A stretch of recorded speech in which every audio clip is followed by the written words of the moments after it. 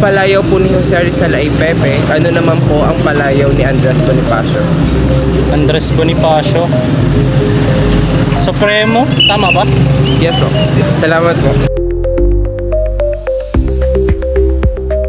Ito po yung tanong.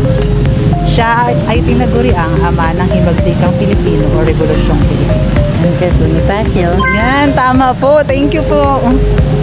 Thank you din, anak. Ito po yung katanungan namin. Maliban sa pagtatanggol sa Pilipinas, ano pa ang hilig gawin ni Andres Bonifacio? Magbasa po. Tama po. Salamat po. Kailan at anong taon pinanganak si Andres Bonifacio?